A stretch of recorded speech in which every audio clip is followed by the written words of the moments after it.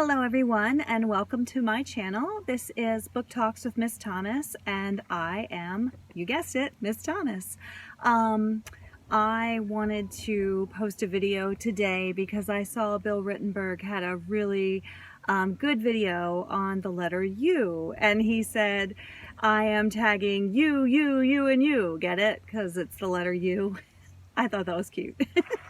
Thank you, Mr. Ruttenberg, for your funny video. I'll link him down below. Although if you're watching me, you probably already watch him because most of my viewers are either students or kind people who are viewing me because Mr. Ruttenberg recommended my channel. Anyway, welcome.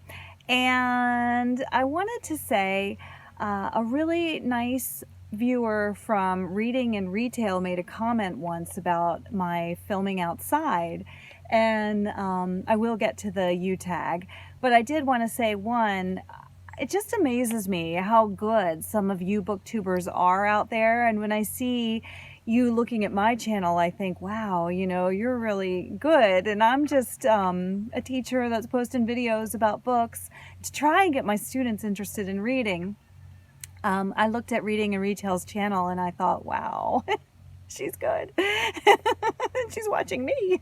And I could say that about so many people. But anyway, I did want to say the reason I'm filming outside is because I don't have a choice. I don't have really a lot of time or privacy for filming, and I work all day as a teacher, a reading teacher, special educator. And then I go directly from there to pick up my middle schooler from school. And then I have an hour, maybe two, if I'm lucky, to throw together some kind of dinner. And then I take my middle schooler to football practice. And usually my oldest and my husband are home when we get home around 8:30. And by then I'm just too exhausted and it's too late to even eat the dinner I cooked, but everyone else has to eat. Okay. So, U is for unicorn. What is your favorite fantasy creature? My favorite fantasy creature would be, I was thinking it should say, who is your favorite fantasy creature? That would be easier for me. I'd say Mr. Tumnus, right? Pretty much anything from The Lion, the Witch, and the Wardrobe. But I remember just, wow, you know, the first time I read it, the description of Mr. Tumnus. And, really the whole book. I love that book. And as a child, it was just, I remember as a little girl just walking into the land of Narnia and not wanting to leave. I took my husband to see the movie when it came out. And he was so mad at me. He could have been watching football. Don't get me started. But he came to see Narnia, and halfway through the movie, he looks at me and he goes, I hope that witch gets it. So Narnia can even affect your local football fan. But to me, Mr. Tumnus was just my first love. I heard something. I'm not sure what I heard. But anyway, so U is for USA. If you are from the United States, which state are you living in? What is special about that state? If you are outside the U.S., which state would you like to visit and why? Well, I live in the state of Maryland, and I would say, I have a funny story about Maryland, actually. I'll tell you that first. I'm sorry, I'm really chatty today. I'll have to put in chapters for those of you who don't want to hear all this. But this is kind of a funny story. One time I was in Texas, I think it was San Antonio, and I thought the little buses were so cute. They reminded me of Mr. Rogers, you know, the red trolley buses. And I was standing on the street corner and I was like, oh, look, there's one of those cute buses. And the bus stopped. And the driver was like, can I help you with something, ma'am?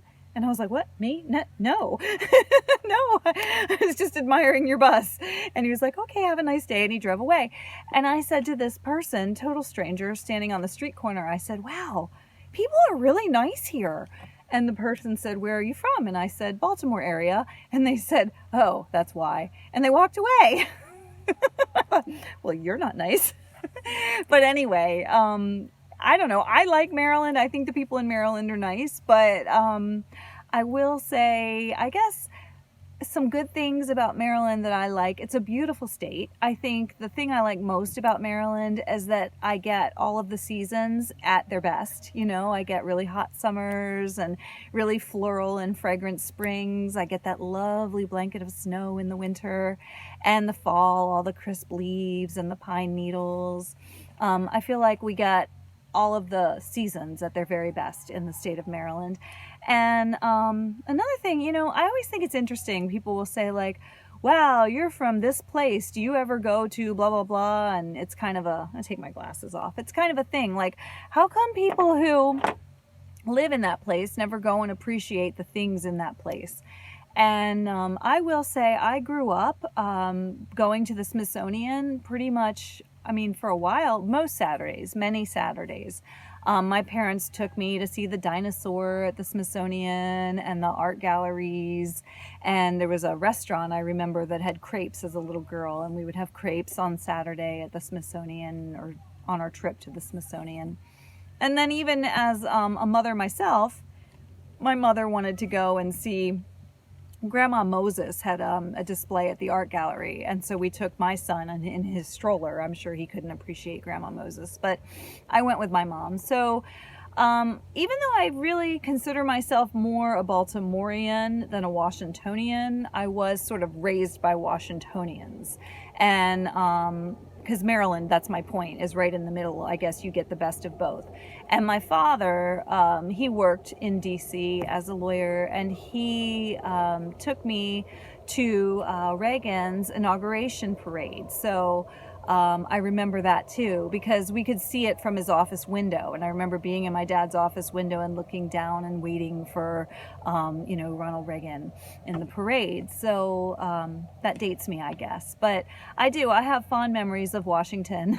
Of course, my mother has fond memories of me admiring the very glamorous outfits on some of the ladies and trying to get me out of there. But, I have memories of Washington that were lovely. And I like Baltimore as well. We have the aquarium, and I think that's thunder. I might not be here much longer. And I'm still on the first few questions. But so Baltimore and Washington and the seasons, there's a lot to be said about Maryland.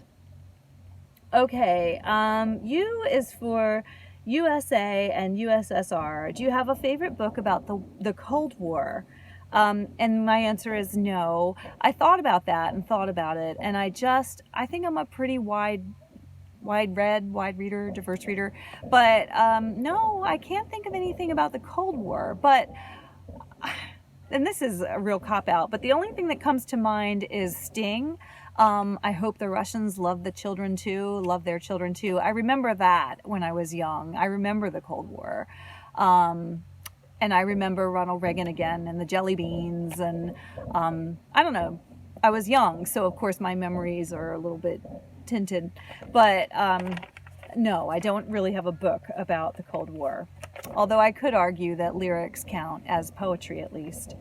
Okay, U is for Uruguay, Uganda, the Ukraine. Anyway, I'm going to say, have you read any books connected to any of these countries?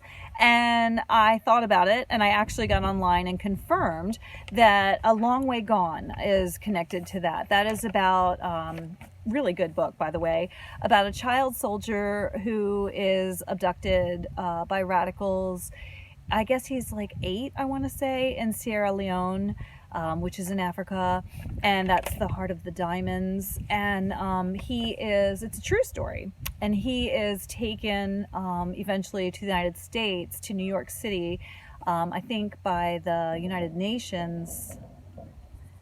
I could be wrong. I'm picturing Audrey Hepburn, but he's taken to the United States, and he lives in New York, and he's sort of deprogrammed, because he wanted to remain a child soldier. But then when he's finally removed from the violence and the drugs and the horrors of Sierra Leone and what happened to him as a child, he writes this book where he's reflecting on that. And it is a very powerful book. I do recommend it. It's interesting because it is actually a book that our school has, to teach. And I have taught the book But then when the pandemic happened, I struggled with it, and I thought, that's not one I'm going to say, here, take this home and read it. It's one that we need to talk about in person and sort of dissect. So I would say A Long Way Gone is connected to Uganda, because that's in Africa. Okay, so U is for underwater. What is your favorite book set underwater? And I did just do a review of a really good book. I think it was called The Drowning Kind. If I'm mistaken, I'll double check and I'll add the text.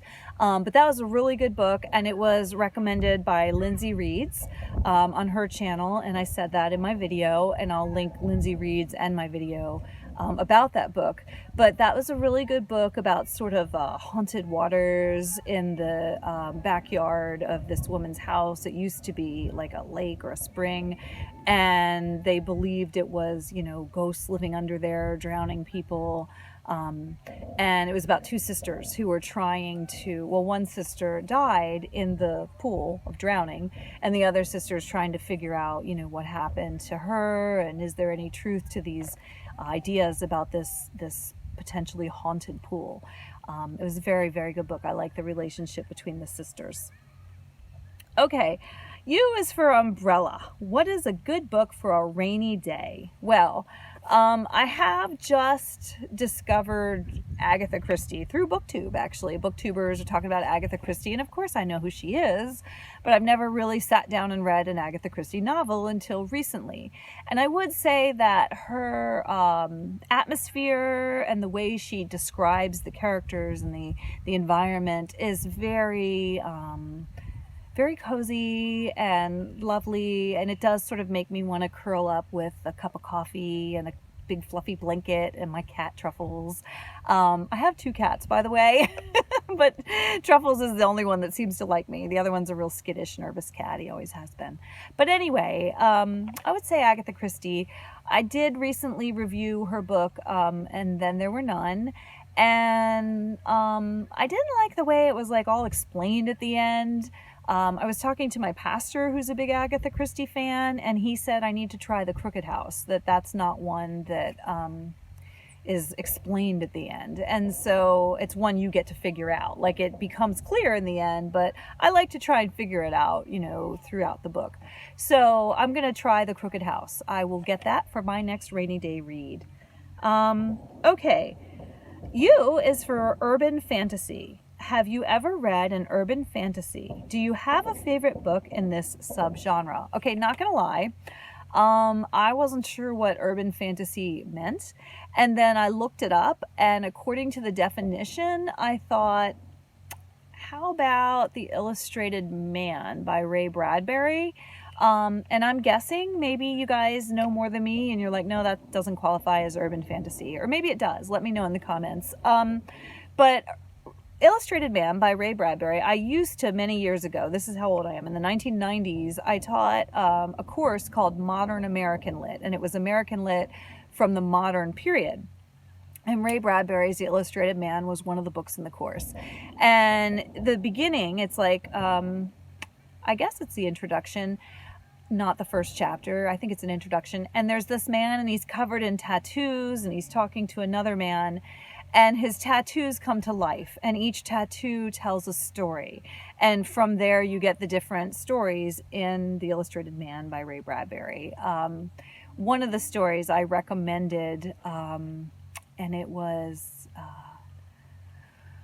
The Veldt, I think, is in that book. The Veldt by Ray Bradbury. I love that story. And I will tell you again, gosh, I'm chatty today. But when I read The Veldt, I don't want to tell you how it ends or anything, but when I read it with a group of kids who, it was the 1990s, but those kids got into a lot of trouble. And some of them did end up getting arrested. And I remember when we were reading The Veldt, they became so angry with the parents. And they said, those parents deserve what happened to them. And I was like, are you kidding me? The parents gave these kids everything they wanted, but they weren't there for them. They didn't listen to them, and they weren't, trying to actually connect with them. I doubt they said weren't trying to connect with them, but I remember I was pregnant with my son at the time, and I thought, wow, that's really powerful that these kids are so angry because these parents are giving stuff instead of love. And, you know, to me, I remember that even before I had children, and I still have that memory. And I get mad at my kids sometimes, and I'm like, well, you're mad at me now, but one day you'll look back and you'll know I love you. So I love you, darn it. Behave. Anyway, The Illustrated Man. I think that does qualify as an urban fantasy. U is for Ulysses. What does Ulysses mean for you in your reading life? So to me, when I hear Ulysses, I think Eric Clapton, the song of Ulysses. To me, he's Odysseus. And I have taught Odysseus many, many, many times. I think I have taught him as Ulysses in middle school, long time ago. In high school, I've taught him as Odysseus, you know, by Homer. We have the Homer one, and then we have like a very watered down translation. And I love to teach Odysseus. I have a good time with Odysseus. I always pick on him, you know, because in the very beginning he says, well, first of all, you know, when they say, sing me a song, you're singing for your supper, literally. Like these people would actually sing this. And I would challenge my students to sing Odysseus, and they would just make up tunes. Oh, Calypso, long I have held, she held me in her heart, or whatever. I don't remember off the top of my head. I should know it by heart. I've read it enough. But it was funny. And I remember one time this teacher, she's no longer teaching with me, but she was in my room and she's like, they're misbehaving. You shouldn't allow them to do that. And I thought it was fantastic. I didn't think it was misbehaving. They were trying to sing Odysseus, and it was originally sung. So I love that. And I think that my students probably loved it and remember that. But I do. I have a good time with Odysseus. I pick on him because, you know, he says that Calypso, the loveliest among goddesses, kept me as a prisoner for 7 long years. Oh, poor Odysseus. 7 years with a goddess. And, you know, I never betrayed Penelope in my heart, just the rest of me, right? So I do. I pick on Odysseus. And then I also think the thing about Circe, I mean, I love my sons and my husband. I don't think men are pigs. But when I teach Circe, I always say, like, you know that expression, men are pigs? Well, we may have gotten that from Circe. So, you know, because she was the witch that turned the men into pigs.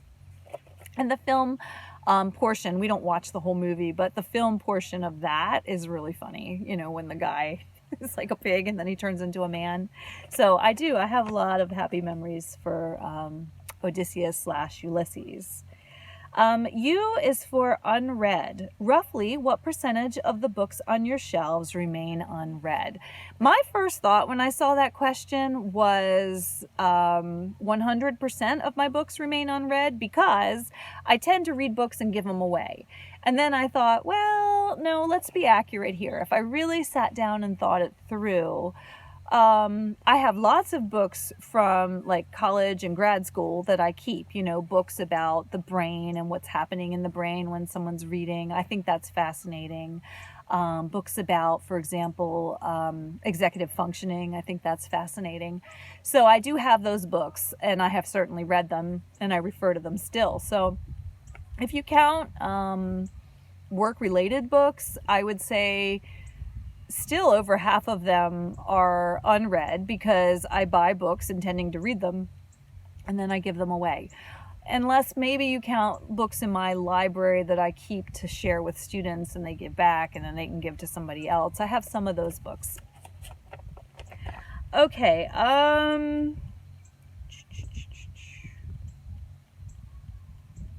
bonus prompts. Okay, which of the following authors most appeals to you? I had never heard of any of these authors, I'm not going to lie. I looked them each up and I ended up thinking, oh, I think I am going to actually read this author. So I liked the Italian author. There were 2 Americans and then there was the Italian. The Italian is Umberto Eco, maybe? And he wrote a murder mystery called The Name of the Rose, which I thought I might actually get that and read it. It sounded pretty good to me. So I like murder mysteries. The other one, Ursula K. Le Guin, she is science fiction. Not really my thing. I mean, I'll read it sometimes, but I just gave you a big thing about Ray Bradbury. But usually I'm not a science fiction person. And then Leon Uris, he is historical fiction, which I don't really read a lot of historical fiction. So I would go with the Italian because he wrote a murder mystery that sounded good to me. U is for UFO. Have you seen a UFO? No. If I said I did, I'm sure people would be talking about me at school. But no, I haven't. I don't believe in UFOs. However, have you enjoyed a book exploring the first contact with aliens? There was that, was it Orwell? It was either, or it might have been Orson Welles, but I think it was Orson Welles, wrote the play about the Martian invasion. I thought that was really great, especially I like a good prank, and that was an excellent prank. We're being invaded by aliens, psych. So that was the radio broadcast about the invasion. That was really good. And the only other thing I can think of is when I taught, again, this was many, many years ago, I taught 6th grade reading, and we had skills that we were focused on, reading skills, and one of them was main idea. And the idea behind that was to get really engaging text and then have the text, they would read it for the skill. And there was a text on the Roswell incident that the kids loved. I remember reading that with the kids, and they loved it. So much so that I set it aside as a kindness if I ever had a sub, like an emergency lesson plan for the sub, thinking that if the kids really like this one, then maybe they'll be more engaged and behave for the sub. And I remember one time I did that, and my department chair, now this is years ago, it's not where I am now, but my department chair told me that was a mistake because I left an answer key. And the answer key, I wrote, it was like open-ended, sentences where you would just respond, in a sentence. And so I wrote an answer key, and the sub, for some reason, thought that it had to be worded exactly how I worded my answers.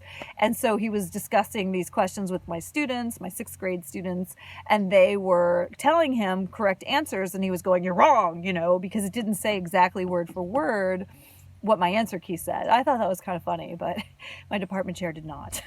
She said that she ended up having to put on a movie because the sub and the kids couldn't communicate. So I'm sorry. I'm really yammering in this video. Last U question. U is for upcoming. What book release are you looking forward to? Well, to tell you the truth, I'm so busy with books that, you guys in YouTube or Booktube are recommending, and sometimes my students recommend books, and then there's work-related books. I'm not even aware of too many of the upcoming releases. I did look online, and I saw that Karen McManus had one called You'll Be the Death of Me, and I know her books are popular with my students, and I did really enjoy One of Us is Lying. I reviewed that on my channel. So I thought, okay, that would probably be one that I would be looking forward to. So those of you who stayed, thank you so much. And it was really nice catching up with you. And thank you, Mr. Ruttenberg, for your tag and for sharing it with you, and you. And I guess that's what I'm going to do. Anyone who's interested in this tag, help yourself and have a great time. Thanks so much for listening. Bye-bye.